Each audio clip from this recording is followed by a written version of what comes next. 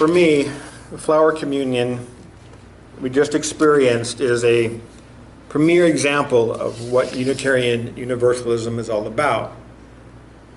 At least it's what we aim to be all about, what we try to be all about. It's our goal. It is a ritual that brings to life the natural tension that exists between our first and seventh principles, the inherent worth and dignity of all people, and the interdependent web of all existence. The tension between the rights and responsibilities of the individuals and the needs and strength of community. And it's a delicate balance, one that requires considerable effort to maintain.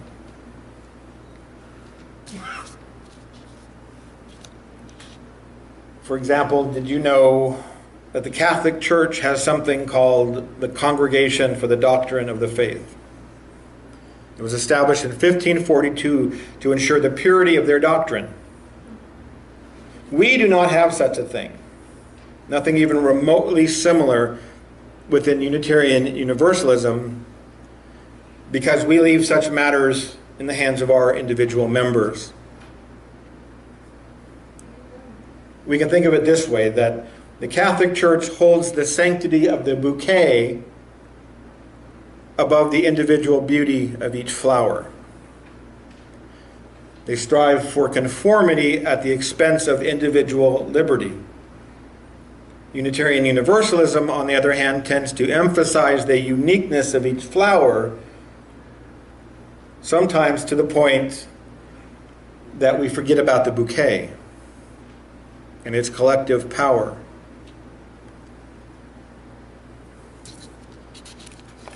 And I ask, is one extreme actually better than the other? Is that balance? Now, as Unitarian Universalists, we might be tempted to say that our way is superior. Am I right?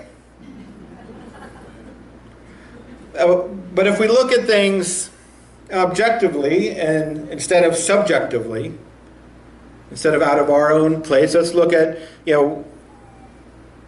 would we automatically reach the same conclusion if we looked at some statistics? Like if we look at total membership, the Catholics win by far.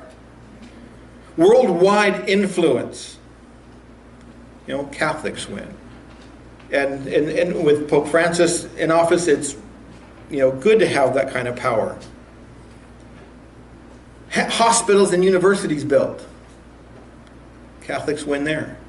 Charitable giving, Catholics win there as well.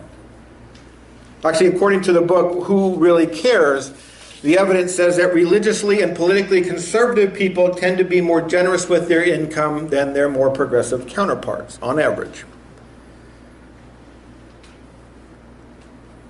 So from this objective perspective that I've just given you, can we really claim that Unitarian Universalism is superior than Catholicism, at least in output? Can we say that? From that data point, from those data, from outward signs, can we say that? Yeah, not subjectively, but subjectively, of course, I don't have any plans to leave anytime soon. And it's for two reasons that I don't plan to leave. One, objectivity is kind of an illusion. I selectively held up some random measurements and called them objective. I could have held up different facts that are equally true that put UUism in a more positive light. I say that objectivity is largely an illusion because always a person, a subject, always, someone, an individual always chooses what to measure, how to measure it, and what results to emphasize, and what results are then relevant. And I believe that any being without complete omniscience will be forever hampered by the limitations of subjectivity. So what I presented to you really wasn't an objective assessment. And the second reason I won't be returning to Catholicism is the Congregation for the Doctrine of the Faith.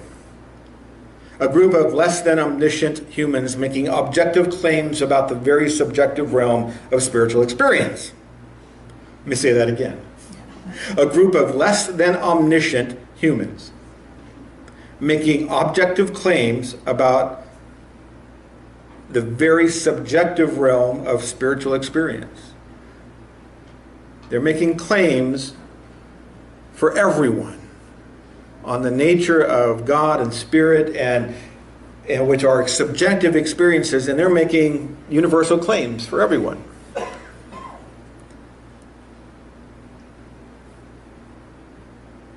So I won't be going back to that religion of my youth. And because we don't have an institution like the Congregation for the Doctrine of the Faith within Unitarian Universalism, you don't have to accept my claims about objectivity or anything else. You can say that objectivity is possible, and you can make that claim. We can agree to disagree. That's okay. So what we have, in a way, is two diametrically opposed positions. And I find that truth often lies in that middle ground between the extreme on one end and the extreme on the other. The extreme emphasis on conformity versus the extreme emphasis on liberty. Truth lies in the middle, I believe. And the middle path is the way of wisdom, says Rumi, says Buddha, says any number of other masters. According to Michael Duran, in his book, The Almost Church Revitalized, Michael Duran, a 30-year Unitarian Universalist and a church consultant, he writes that Unitarian Universalism is characterized by diversity of belief, a reliance on religion, or on reason and intellect, personal autonomy, attempts to be all things to all people, an abhorrence of evangelism, distrust of clergy leadership, an emphasis on the democratic process, low expectations of membership and giving, a hands-off attitude toward encouraging members to lead lives of dedication, commitment, and when necessary, sacrifice for the greater good.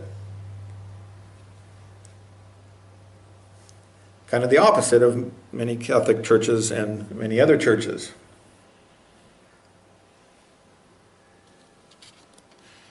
So if there is a middle ground between the extremes presented, what would it be? What would it look like?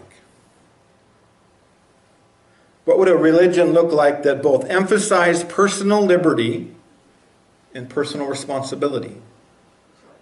What would a religious community that celebrated personal identity without compromising its transcendent values, i.e., its reason for existence?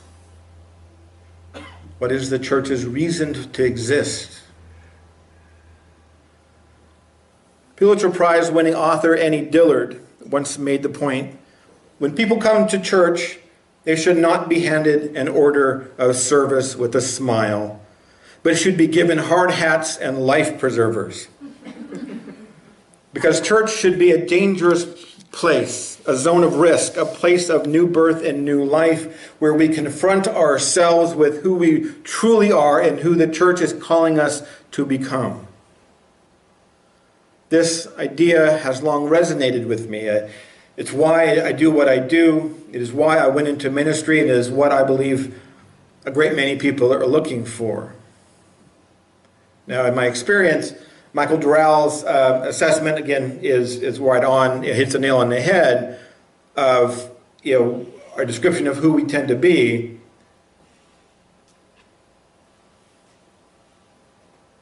And referring, he says this about, referring to the characteristics of Unitarian Universalism I mentioned, he points out that it pains me to say that almost nothing on this list appeals to church-shopping Americans today.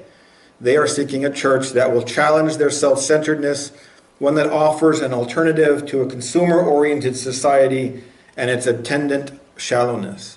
and they are willing to invest considerable time, energy, and money to achieve these goals. They are yearning to be asked to make a commitment. They are yearning, I believe, for the church that Annie Dillard described. The church as construction zone, where hard hats are required. Because when we recognize that church as construction zone, it's a recognition that we are each a work in progress. That we have inherent worth, and it's worth putting that time and effort into ourselves. It's a recognition that our fellowship, our church, our congregation is also a work in progress. And that we should not expect perfection. Especially when we sing new hymns, right? It means the flower and the bouquet are equally important, with no individual being more important than any other, and surely none more important than the group itself. It means we are committed to a personal spiritual journey and to this, our spiritual home. Church as construction zone is a recognition that interdependence is more than a concept. It's the foundation of life. It's the reason we say that all life is sacred and all beings have inherent worth. The fellowship, the church, the community, the bouquet.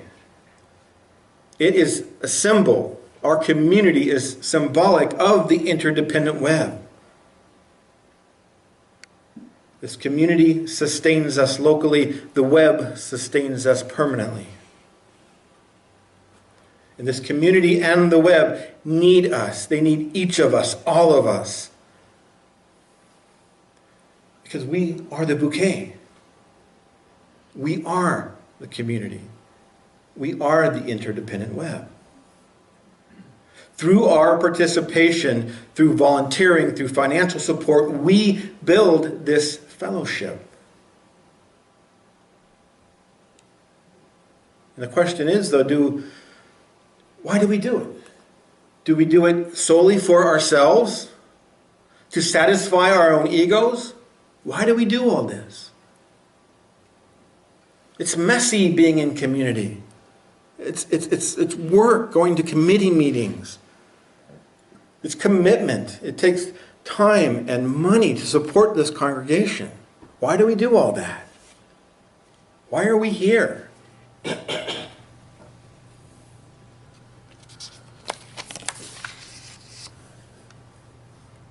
Annie Lamott, in a piece called Why I Make Sam Go to Church, Sam being her son, she tells us this. She says, the main reason is that I want to give him what I found in the world, which is to say a path and a little light to see by. Most of the people I know who have what I want, which is to say purpose, heart, balance, gratitude, joy, are people with a deep sense of spirituality. They are people in community who pray or practice their faith. They are Buddhist, Jews, Christians, people banding together to work on themselves and for human rights.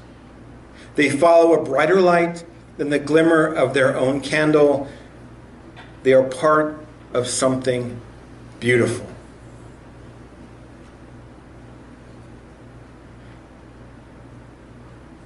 People banding together to work on themselves and for human rights, following a brighter light than the glimmer of their own candle. What she describes is how I envision the church as construction zone,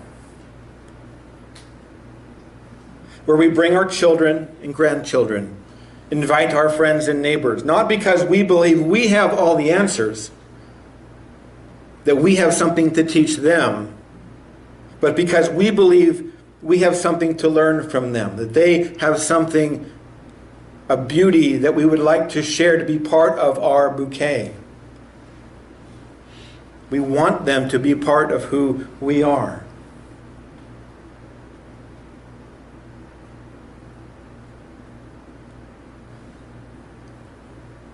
Because when they are here, it is all the more beautiful and all the more powerful.